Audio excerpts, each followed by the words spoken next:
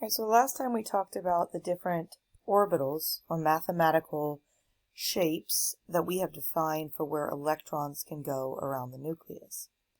And so this is just a quick review of the orbitals that we use to place electrons. There are more mathematical concepts or shapes than this, but these are the ones that we have atoms in real life that actually fill these up. So we have our four letters, the S, the P, the D, and the F, and the number of orbitals that they make. And then the key here is this is the number of orbitals that they make per energy level. So we talked about that the S is a sphere. So if you have energy level number 1, which we've used N to be 1, then it's the closest to the nucleus. It is still a sphere shape. But if you have energy level number 2, there can still be an S orbital. It's just going to be a bigger S orbital, a bigger sphere. And then so on and so forth. So you have N equals 3 and an even bigger sphere that holds that. Okay, but each time it's a sphere if it's called an S. And so we also learned the number of electrons that each one will hold. So we talked about that each orbital only holds 2 electrons ever. So since per energy level, and this is going to be tricky at first, per energy level, S's only have 1 orbital. They hold 2 electrons. P orbitals, which were the dumbbell-shaped orbitals, there are 3 of them per energy level. So in each energy level, you have a dumbbell, another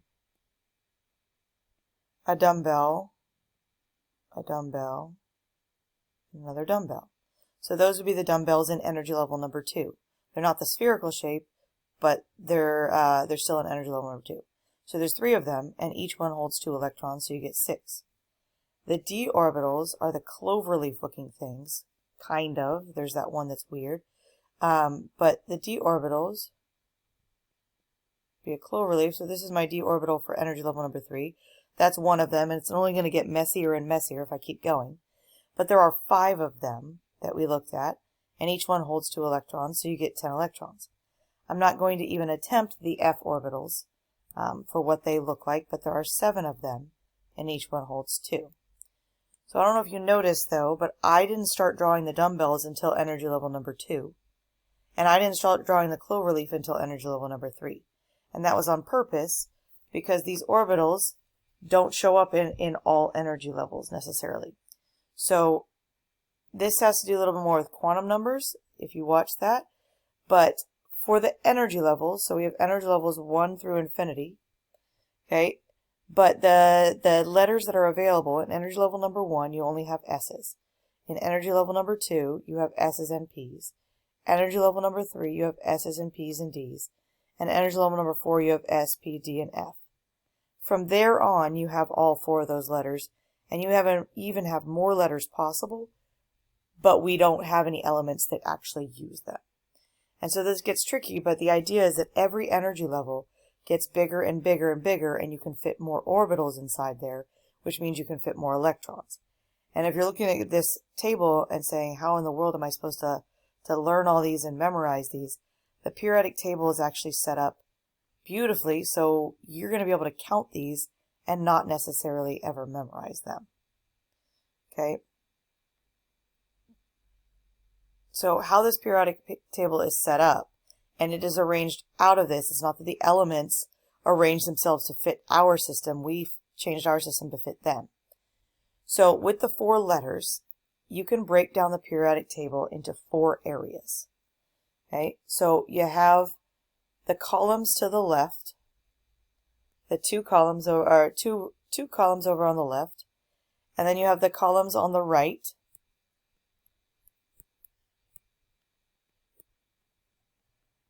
Okay, and then you have the columns that fill up the transition elements. And then you have the columns that make up the inner transition elements, this little piece down at the bottom. Well, nicely enough, we've arranged it where these 4 sections are broken off for those 4 letters. So the 2 columns on the very left, those are what we're going to use to fill up our s orbitals. Those elements are going to fill up our s orbitals. And there's a little more complicated stuff than that. but those are going to be our s orbitals. And notice there's 2 columns in here. And we talked about an s orbital. Every energy level, there's only 1 orbital, which fits 2 electrons. Okay, over on the far right, these are going to be our p orbitals. Okay, all of these columns. And we talked about in the p orbitals, there are 3 orbitals per energy level, which holds 6 electrons, because each orbital holds 2. Well, if you count across this section, 1, 2, 3, 4, 5, 6, it matches exactly. And then the middle section, our transition elements, those are going to be used for the d orbitals. Okay, and there's a little code next to it that I'm going to have to address.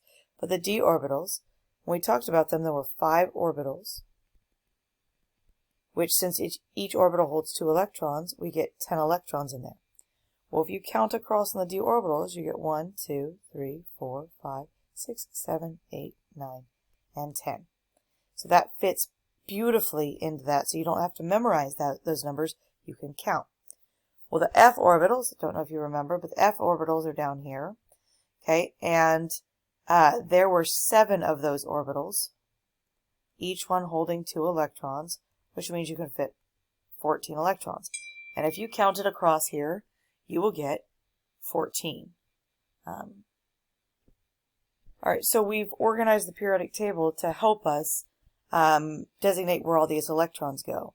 And it's not only that, where the electrons are located is huge into understanding what an atom does, so trying to predict its patterns.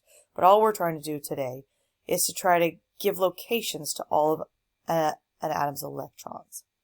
Okay, and so one other thing that's on here that we've got to note is all this N stuff. So the N, as we've talked about before, is the energy level. That's what we're going to use it for in this unit. So we've used it for moles before. We're going to use it for energy level.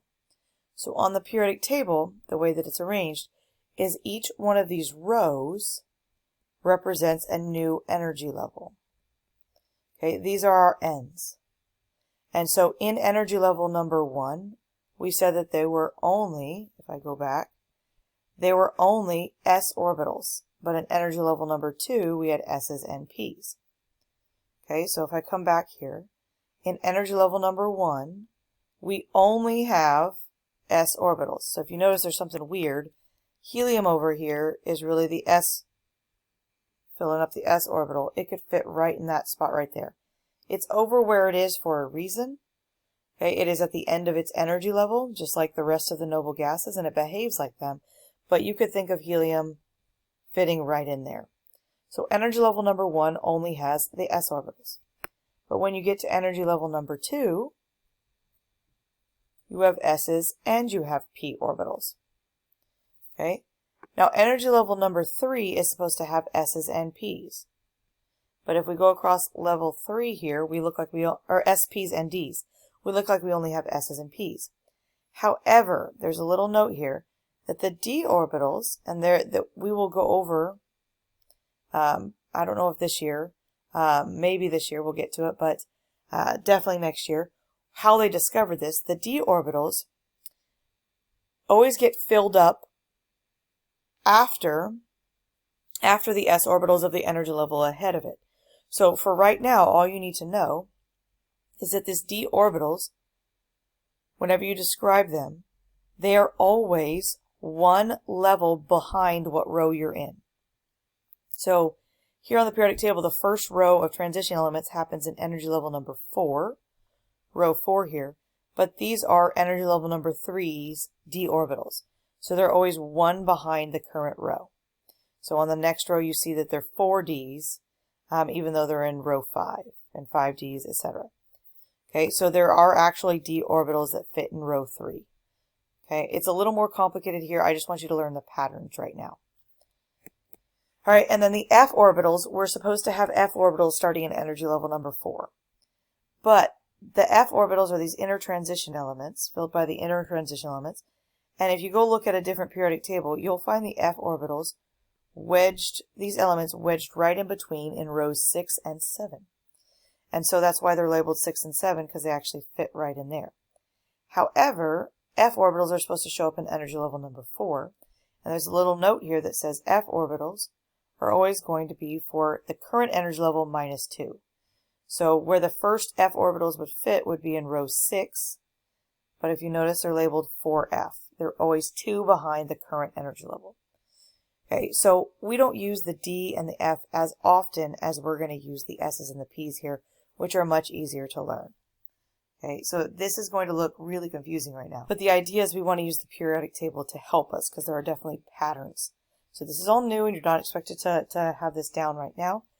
But we want to go back and use this every time to figure out where the electrons are. So the purpose of this is we're trying to figure out where to put all of an element's electrons. So if you look at, let's say, if we picked fluorine, okay, if you find fluorine on the periodic table. Fluorine, we talked about earlier this year, has an atomic number of 9, which means it has 9 protons, okay, and all of those we know are located in the nucleus.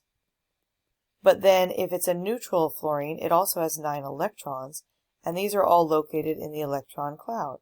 But what we're trying to do right now is to organize that electron cloud a little bit better to figure out where those 9 electrons are.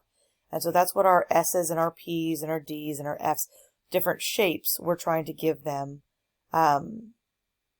some more definite address than just electron cloud. We're trying to divvy up these electrons and locate them in different places. Okay, and so you can come back and look at this graphic at any time. This is listing the different orbital energies and why the D's come before the right in the middle of the S's and the P's. Okay, but it's just showing you the different orbitals that are allowed. So in energy level number 1, all you have is the S's. And so the way we designate that is we say 1S. So we give the energy level and the letter. In energy level number 2, we have S's and P's. So we have 2S and 2P. Those are both in that level. But if you note, this is marking the energies. The S's is a lower energy than the P's in every energy level. So when we start divvying up electrons, we're going to follow this pattern going up. We're going to try to fill up all of these orbitals with electrons until we run out of electrons. So for energy level number 3, we've got S's, P's, and D's. So you see the 3S, the 3P, and the 3D. But if you notice, there's a weird little overlap between the 3D and the 4S. And that's what we're going to find on the periodic table, is that the 4S's actually get filled up before the 3Ds. Okay, the 3Ds are still sitting in energy level number 3. And then we move into the energy level number 4 that has S, P, Ds, and Fs. Okay, and we could go on from there on the periodic table. We have elements that fill up energy level number 7 as of now. Okay, and so that's all we're going to learn right now.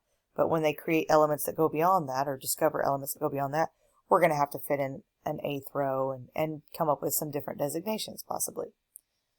Okay, so we're going to fill up these orbitals, and there's 3 rules that we need to follow with this. And these won't make any sense right now, really, without me showing you how to fill them up. But the 3 principles that I'm going to refer to, one is called the Aufbau principle, and I'm definitely saying that wrong, but that word is a German for building up. It means when you start putting in electrons, you have to add them one at a time to the lowest energy orbitals available until all the electrons have been accounted for. So we're going to fill them all up first. So think about how you would fill up an auditorium. If you were doing it correctly and not how humans do, you would fill in the first row before anyone ever went to the second row, and then so on and so forth. So that's all that principle is. Say, fill up the lowest energy ones first. Okay, and then the Pauli exclusion principle. The first part we've talked about a little bit. An orbital can hold a maximum of 2 electrons. We've talked about that, each individual orbital. But we haven't talked about this next statement, since we skipped quantum numbers. But if the electrons are in the same orbital, they have to spin in opposite directions. So I'm going to show you graphically how we account for that. That's all we're going to have to do at this point. Other than that, that's too detailed for us. And the last one is called Hund's rule. And it says if you have electrons of equal energy orbital available, they're going to fill up so that the most unpaired electrons results. So that won't make any sense right now until I show you how we're going to fill these orbitals up. Okay, so I'm going to come back to the Hund's rule. So this is a little graphic of the different orbitals and where they fit. So in energy level number 1, all we've got is this little s orbital that we call the 1s.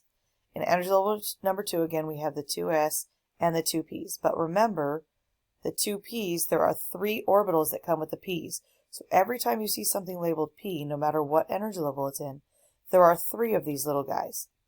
Okay, every time. Those represent the different orientations of the dumbbells. Okay, so that's what the p orbitals are. And then the d orbitals, the first time we see them is in energy level number 3.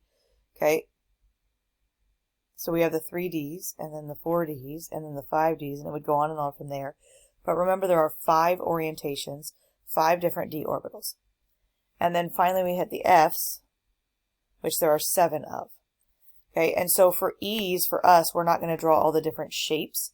To represent an orbital, we're going to keep them all as little circles, or sometimes you'll see them as little lines, or you'll see them as boxes. So any of these are fine. You just have to label what they're representing, because to draw the actual shapes, that's insane. It gets really confusing, and this doesn't help us organize the electrons for simplicity.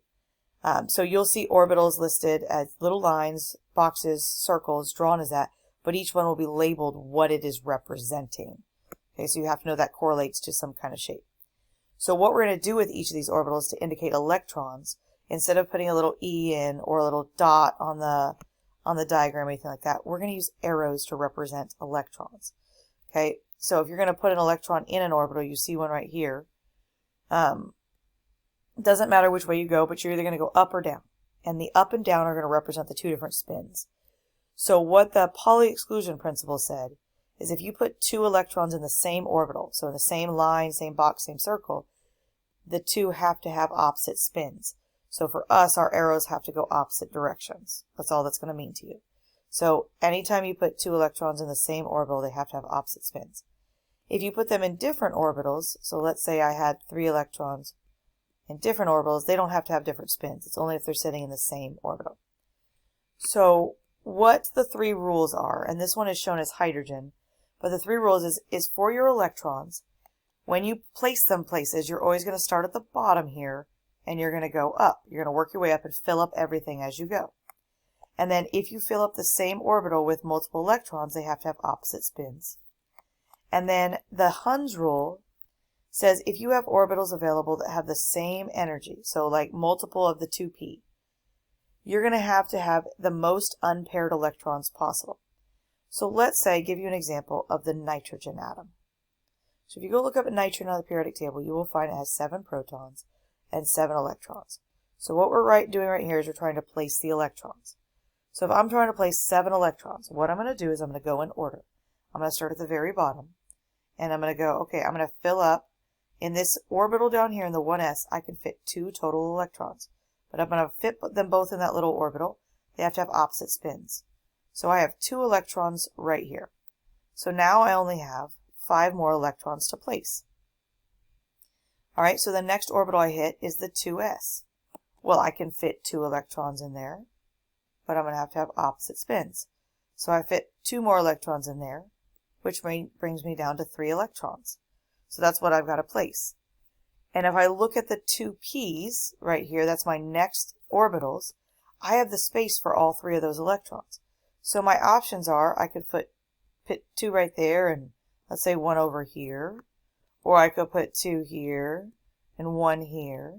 So there's different combinations that I could do, but that last rule, that's Hund's rule, said if you have equal energy orbitals, you have to arrange your electrons so that the most unpaired electrons happens.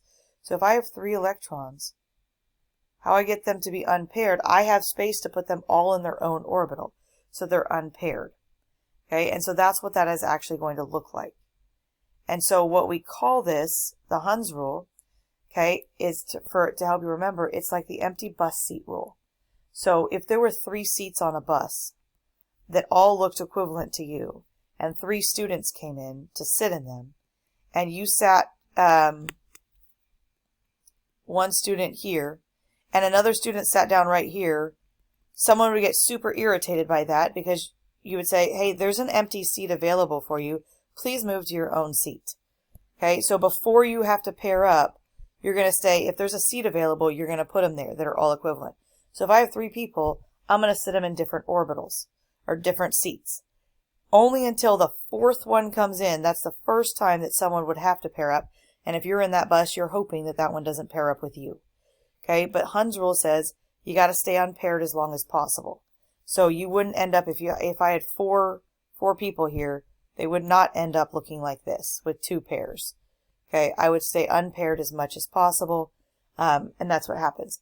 And why this happens is electrons, even though they're being paired in the same orbital, they're still both negative, and that they repel each other.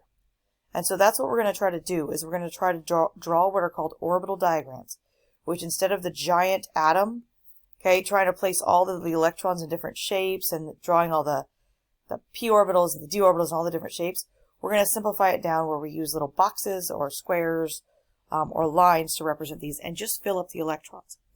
Okay, and if you're looking and going, how am I supposed to learn and memorize this little this diagram of shapes? The periodic table is going to help us a lot. Okay, so I have several atoms that if you want to go through the notes, you can see me filling up their electrons. But we're going to draw the orbital diagrams, and I'm of the habit to draw lines because that's the least amount that I can draw. Okay, but this is me tracking through hydrogen through beryllium, the first four elements. Okay, and so if you look at the periodic table, okay, hydrogen has 1 electron, and so all I need is that first little energy level, and I fill that up. Helium has 2 electrons. They both still fit in that first little level. I can fit them both there, but they have opposite spins. Lithium has 3 electrons, so I can't fit them both in that first energy level. I have to move on to the second energy level, but I can fit him in the 2s. And then beryllium has 4 electrons, where I can fit them in the 1s and then the 2s. And then if you notice for lithium and beryllium, I drew the 2 p's, but I didn't need them because I didn't have any more electrons to fill those up. And so what we're going to do is we're going to use that periodic table. So I want you to look at those first 4 elements. Okay, so hydrogen had just 1 electron, but earlier we talked about how the periodic table is broken down into 4 areas that we can use and describe by their orbital letters. Okay, so I'm highlighting those by the colors. So the S's we had were these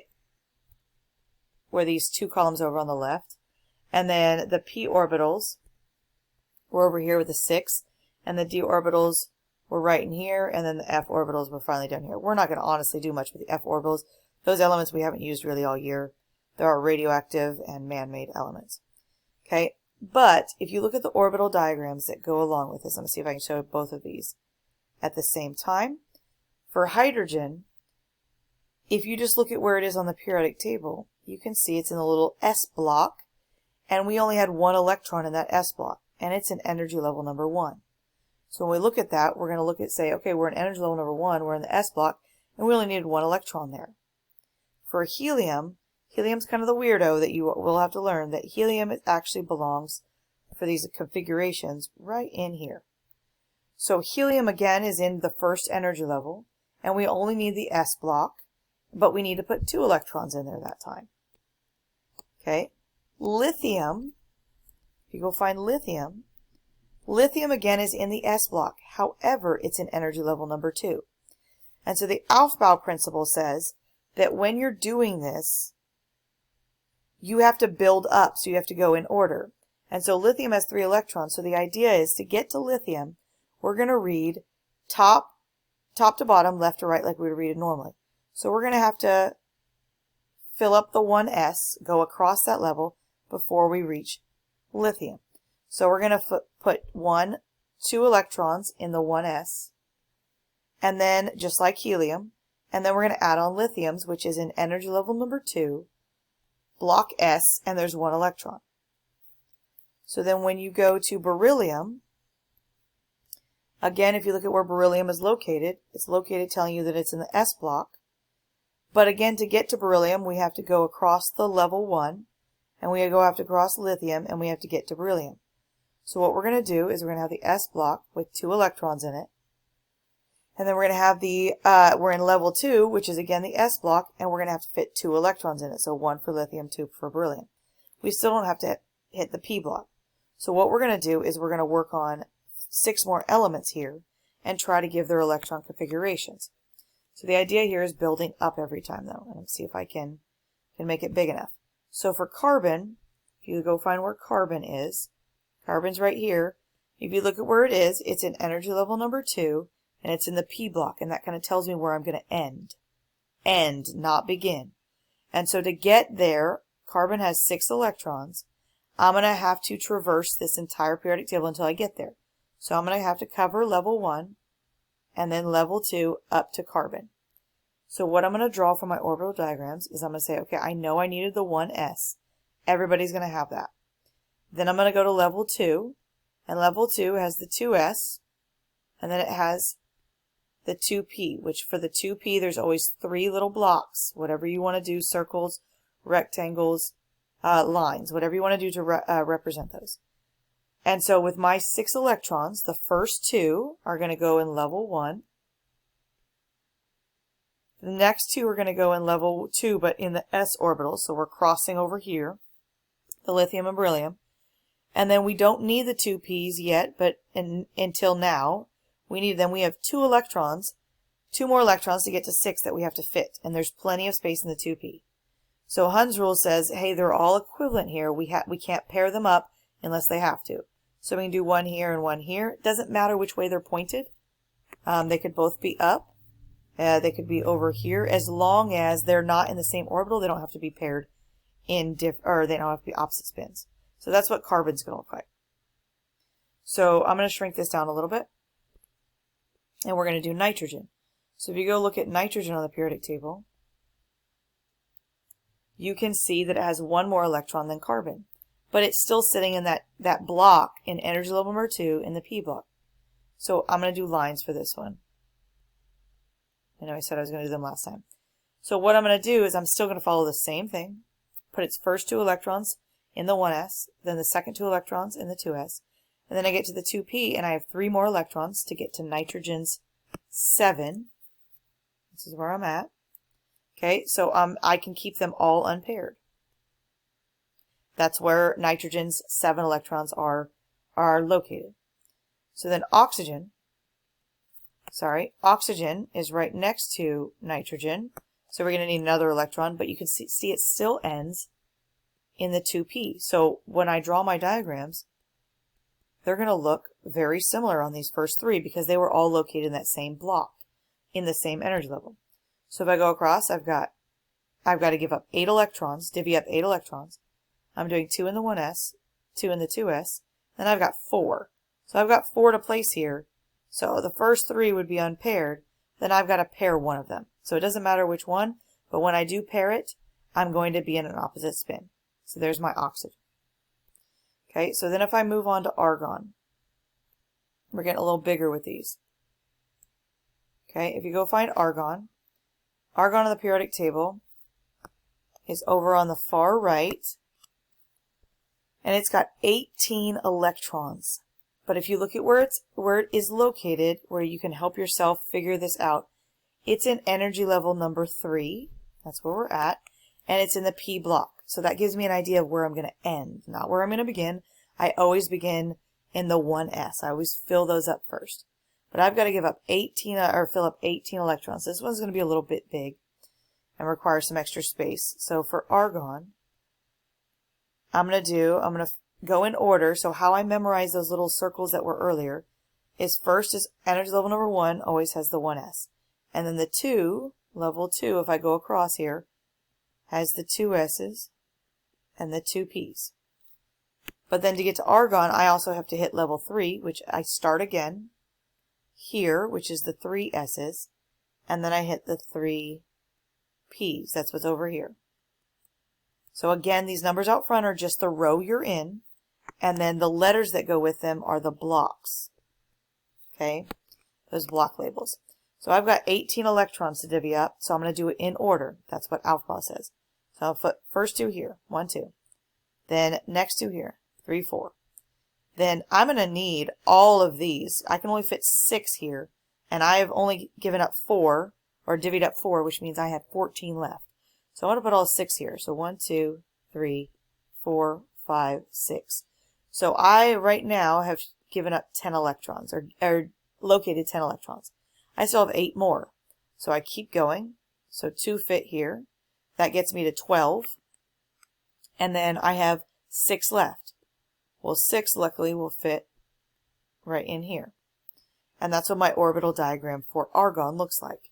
And if you look at where it's located on the periodic table, it looks like it's at the very end of the level 3 p block. And if you look at where I've given up electrons, I have filled up my p block in level 3. The next thing I would have to do if I had any more electrons is I would have to go to level 4 here. Okay, so then sodium. Okay, if you go find sodium, sodium's a little easier than argon. Sodium was right at the beginning of level 3. So if I drew its orbital diagrams, okay,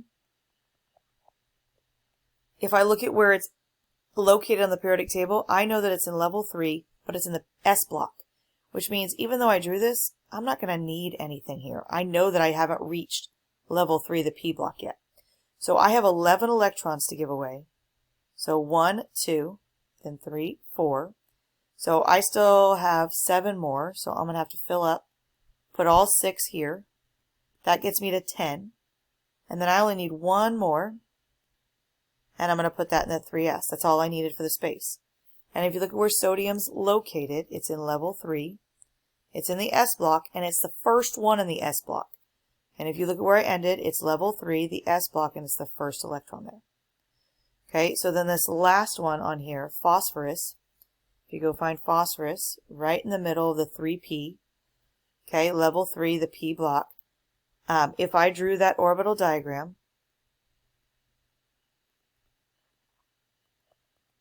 okay, 2s, 2p, and you'll start getting the hang of this because they're the same every time you go in order. Okay, I have 15 electrons. If you look at phosphorus, it has 15 electrons that we have to locate. So 1, 2, 3, 4, 5, 6, 7, 8, 9, 10. Okay, I still have 5 more, so 11, 12. And then I have 3 more, and I have plenty of space in the p's. But remember, since they're all equivalent, I have to keep them unpaired. And so if you look at where I'm ending, I have 3 electrons located in the 3p. And if you go find phosphorus, it is 1, 2, 3 elements into the p block on level 3. Okay, so these are orbital diagrams, which you're going to have to take some time to digest. This is a little tedious if you're looking at this going, oh my gosh, there's so many arrows and blocks and all that kind of stuff. This is not the most efficient thing to do. And no, it's not. More often, we use what is called the electron configuration, which instead of drawing the electrons, we still list the orbitals, but instead of the arrows, we just say how many are there. We don't show their spins. We don't show their up and their down. We just show how many electrons are in there. So to show you an example for this, I'm going to translate each of these orbital diagrams into an electron configuration. Okay, what it would look like. So for carbon, what it would look like is we say 1s, but instead of drawing it, we just say how many electrons are in there. So there are 2. We put the little 2 as a superscript. That is not a squared, it's how many electrons. Then we say there's a 2s, and there are 2 electrons in there. And then we list the 2p, and we don't say where they're located or what their spins are, we just say how many are in there. So in the 2p there were two little arrows. And that's what we give as the electron configuration. That one is used far more than the orbital diagrams for us because it's so much simpler and cleaner. We don't have to draw everything. It doesn't give us as much information, but it is quicker. The thing to note also is these superscripts, those should add up to the how many total electrons you have. So carbon had 6, and those add up to 6. So the reason we write them as superscripts, they're not squares or anything, is if you imagine writing that same thing, but writing 1s2, 2s2, and 2p2, you can't tell where the energy levels are and the electrons are. It kind of looks like you have 22 twice. And so we keep the energy levels big, and we keep the number of electrons small. Okay, so for our 2 numbers, so we can differentiate between the 2 of them. And how we say this electron configuration is exactly how I just said it. We say 1s2, 2s2, 2p2. So if I move along and I do nitrogen, it would be 1s, 2 electrons, 2s, 2 electrons, and then 2p, 3 electrons. Okay, so for oxygen, we have 1s, 2 electrons, 2s, 2 electrons, 2p, 4 electrons. Okay, that's what's in here. And if you look at those superscripts, they add up to the 7 and the 8 respectively that those atoms have. So for the last 3 here, now we're going to try just a couple without drawing the orbital diagrams. Argon, we would say, is 1s2, 2s2, 2p6, 3s2, 3p6. For sodium, we would say 1s2, 2s2, 2p6, 3s1. And we don't generally list the 3p. If there's nothing in there, we don't list it. And then for phosphorus, we say 1s2, 2s2, 2p6, 3s2, 3p3. So we want to give these a lot more frequently.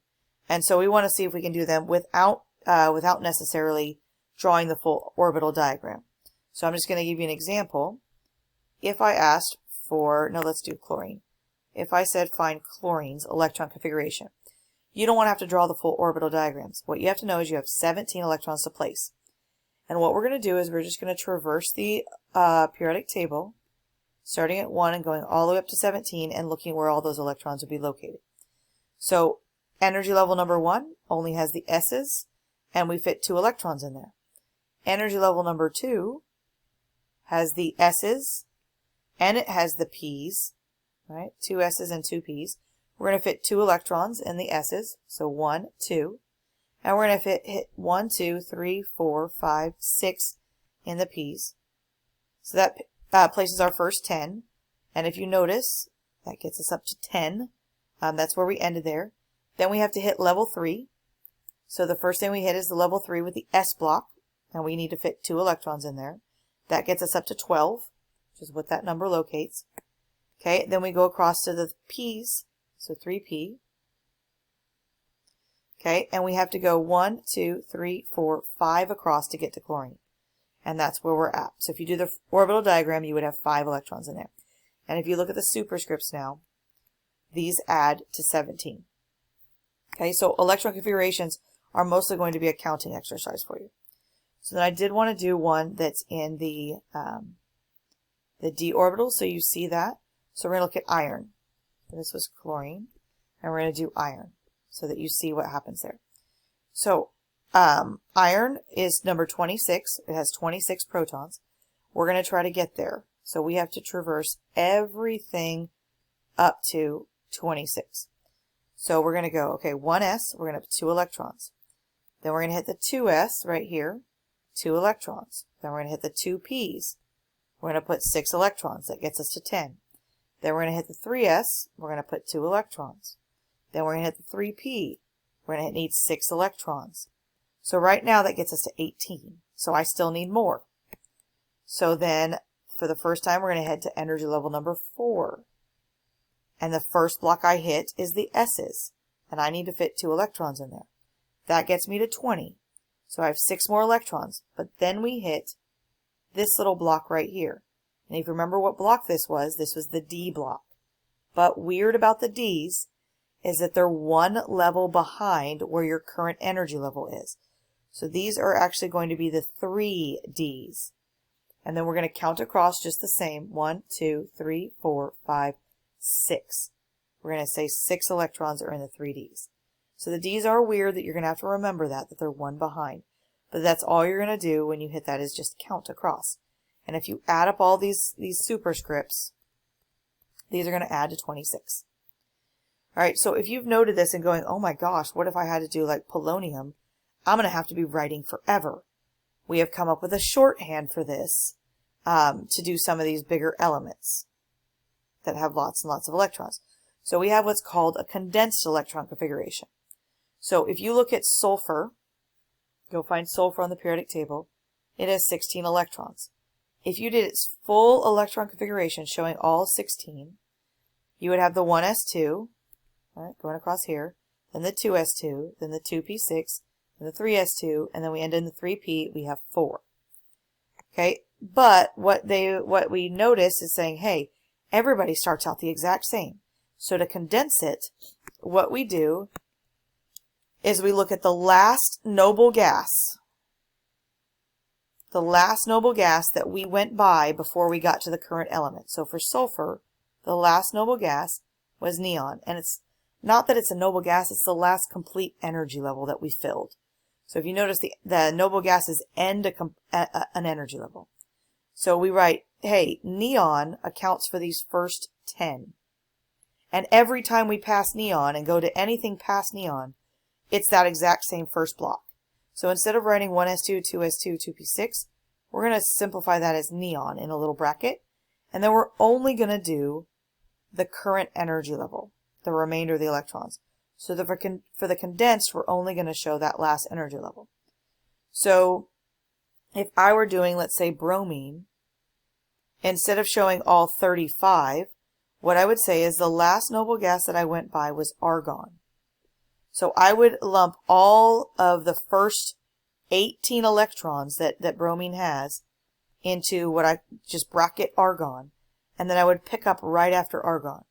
So right after argon, I would hit the 4, energy level number 4. First block would be S's. Then I would hit this block, which is the D's, but remember it's one behind, so they're the 3 D's, and I would need to fit 10 electrons in there. And then I would pick back up with the p orbitals, okay, to get to bromine, and that would be again the 4p, just the D's are weird, the 4p, and I would need 5 in there. So argon accounts for the first 18, and then we just showed that last row, which is the other 17 here, which gets us to the 35. So for the condensed, we're going to practice a couple condensed. We did bromine. If we did aluminum, strontium, and lead. So those are our last ones. Okay, so aluminum right here. If you did the condensed, okay, we would say the last noble gas that we went by was neon. And then we just pick up right on after neon. So neon after neon is the 3, and they're S's, and we put 2 electrons in here. And then we jump into the 3 P's, and we only need 1 electron in there. So there's aluminum. Then strontium down here, we would have 38. Okay, but what we do for condensed is we look at the last noble gas that we went by, which was krypton. So we do brackets krypton. And then we pick up, we're in energy level number 5, we're in the S block again, and we need 2 electrons. And krypton gave us the first 36, and there's our 37 and 38. And we're at the end of the S block, we're done. That's it for strontium instead of showing all 38. So lead is our last one, and it's the trickiest. Lead is down here. But I wanted to remind you that to get to lead, remember that these 2 right here really get shoved in there. So between 57 and 72, there's really this big old block. Okay, so for PB, what we're going to do is we're going to go the last noble gas that we went by. So before we got to level 6, we had to end level 5, which was xenon. Okay, and then we're going to pick up at level 6. We've got the S block. Sorry, S block, and we're going to need to fit 2 electrons in there. Okay, and then we kind of start the D's, but then we take a weird trip down here. So remember that these are the F's, and the F's are weirdly 2 behind. So even though this is level 6, this is the 4F. So we're going to traverse the entire 4F. We have to, because we're going to try to come back to 84. We have to get from 58 to 71. And if you count across there, there's 14. And then we're going to come back, once we finish the 4Fs, we're coming back into this block, which is the D block. But remember, the D's are 1 behind. So these are the 5 D's. And we're going to need all 10 of those. And then finally, we're coming across back into the current block that the lead is in. And S's and P's are always in the current level. So this is the 6P. And we're going to need 2 electrons in there. Okay, and xenon's going to count for the first 54. And if you count the rest of these are going to add up to the 84. Okay. All right, so that's it.